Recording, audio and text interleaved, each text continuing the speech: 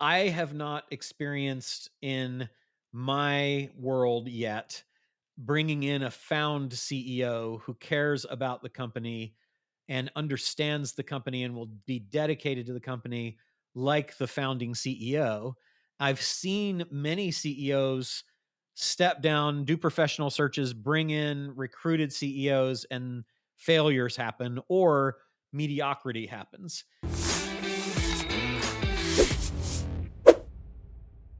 Hey, everybody. Ryan Dice and Roland Frasier here with the Business Lunch Podcast. And we were You've talking never said about, my name first, by the way.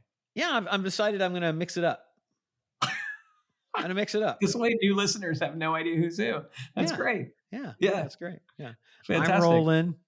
I'm waving my hand. If you're listening, you're just out of luck. No, this is Yeah, Roland talking and Ryan can talk now. Excellent. So nailed it. you nailed it. So we were talking about CEOs, and it came from there's an article that's out today called "The Dating Game: Bumble CEO Steps Down Amidst Company Evolution," and we thought that that was kind of interesting. It says that Whitney Wolf Herd, who was the primary founder of that company, is going to step down from her role as CEO, and it came as part of the company's broader evolution, kind of vague, and could have significant implications for the future direction of the dating app business. I asked for some more details, and it just said that there aren't extensive details. So the thing that was interesting is I was like, "Good news I article, asked for love the it." details, and it was like, No. Um, but the interesting thing is that she's stepping down, and apparently somewhere it said she wanted to get back to her founder roots, which might mean that she's kind of bored with this. She's done her thing as a founder, grown it to an amazing company, built herself $1 billion net worth, and now she's bored, or she's looking for something else, or the company's moved into the administrative stage, and she doesn't feel like that's really her role. There are lots of reasons that you as a CEO might decide that you don't want to continue to be a CEO. And we were talking about it because in one of our portfolio companies last night, I got a text from one of the CEOs of one of those companies saying, "Hey, I think I'm ready to step down and bring in a professional CEO." And we've been in the process of professionalizing that business for a little bit right now, and so that's kind of one of the two last positions in the C-suite that we might think about professionalizing. And I wanted to talk with you, Ryan, because my advice was, look, you founded this thing, you've been there, you've grown it. I have not experienced in my world yet bringing in a found CEO who cares about the company and understands the company and will be dedicated to the company like the founding CEO. I've seen many CEOs step down, do professional searches, bring in recruited CEOs, and failures happen or mediocrity happens. And so my advice was, why don't we get a COO that is super, super professional and has been there, done that? Because the concerns when I was talking to this person, I said, what is it about being CEO that's a challenge? It's like, well, there's just so many things, people that need to be held accountable, things that are slipping through the cracks.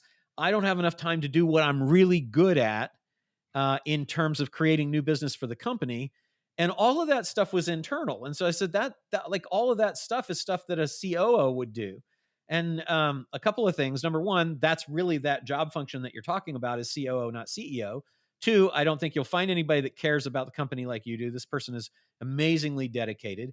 And I think that you, as the guiding visionary light of the company and primary finder of new opportunities, shouldn't really change, especially because you love what you do.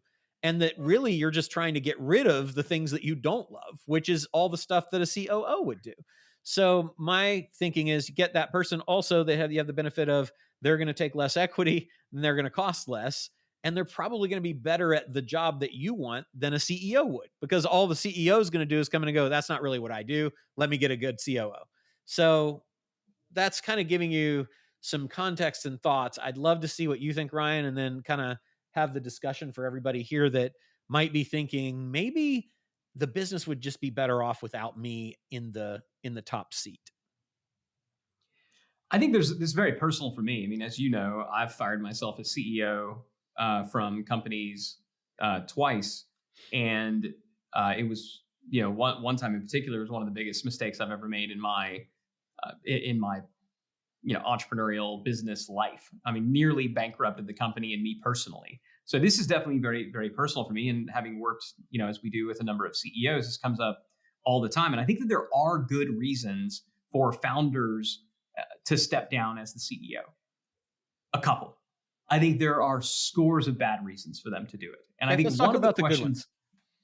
So I think a good reason to step down is that your company has reached a level where you and your board all agree that you don't really have the skills to take the company from where it is to the next level. You don't have the skills and you're unlikely to acquire them fast enough, in part because you just don't want to. Right? Now, I would argue that's leaving on a good day. Right? Because what you're basically saying is we're at a really, really, really good place where we want to go. I don't know how to take us there. And I think that that can be a good reason to step down as CEO. Now, I don't think that you have to do that, by the way, but I think that is an okay reason to do it. In other words, leave on a good day. That's one thing I remember you interviewed Sarah Blakely at one of our events, and her dad that was the advice that her dad gave her was you can quit, you just can't quit on a bad day. Right. You got to quit on a good day. So when it's a good day, let's have a conversation. If you want to leave then, that's fine. I think far too many entrepreneurs, they will quit on a bad day. So I think if it's truly a good day, like let's say your company goes public and you've taken it public and you've hung around for, a year or two, and you just are not enjoying running a public company, but things are going fine, you want to leave, I think that's fine. Because there's no doubt that running a public company is fundamentally different than running an entrepreneurial private venture. I think another good reason to leave is, let's say the company makes a strategic pivot and it works, but now you realize that, whoa, I'm no longer the best person to lead this. Like the direction the company is going, I really can't follow. I have a friend of mine who they started a business in the marketing SaaS space that was very big in small business, small and medium sized business. And it did really well. And they were able to raise about $500,000. And this particular company just in the last couple of weeks, he stepped down as CEO because it is now moving well up market. And he's saying, like, I don't know how to run an up market company. I don't really want to run it. And what they had, and I think this is really important, they had a COO who had done that exact thing. Right. And so again, leaving on a good day. So I think that's the first question to ask is, am I leaving on a good day or am I leaving on a bad day? Another way to look at this is, am I running to something or am I running away from something? Right? Am I running away from this thing that I don't want? Or is it, this is good, but there's something over here that I want even more? So when, Whitney Wolf Herd talks about how, I want to be able to kind of flex my founder muscles again. It's, running Bumble's been great. It's been really successful. I miss running a small business. I want to do another startup. Right. I think those are good reasons for founders to leave, at least for themselves. Whether it's the best thing for the company, time will tell. But I think those are acceptable reasons to consider it. What's not is, I'm just burned out and tired. Because to your point, the mistake that a lot of entrepreneurs make, and dude, I don't like to point fingers, but I'm literally pointing a finger right now. I think one of the worst things to happen to the entrepreneurial world was what I believe is the misunderstanding of the visionary integrator concept. Right. And I'll say it, like, I get it. Like, Gino Wickman's a friend. I think Traction is a great book. But the core concept from that book, which was telling entrepreneurs, look, you're the visionary. And what you need to do is you need to bring in an integrator who's going to do all the dirty work. So you just get to visionate all over the place. And then other people will do the actual work and clean up your mess. Now, that's not what the book actually says. No. Right. But that's what a lot of entrepreneurs take from that. They take from that, oh, I just need to bring in somebody to do all the stuff that I don't want to do or that I'm not very good at. And I just don't think you really get to do that as a founder CEO.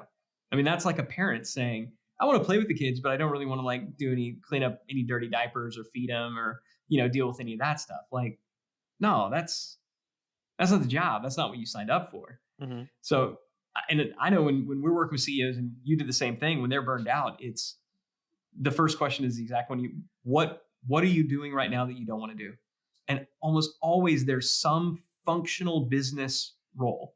There's somebody at the company who should be doing a critical role and they're already in the job and they just aren't doing it anymore and you're picking up their slack. Mhm. And you're burned out because you're doing, their job, your job and theirs. And that could be in marketing, it could be in sales, it could be in ops, it could be anywhere. But usually the solution and what I would always try first is, do we need to make a functional business hire at an executive level?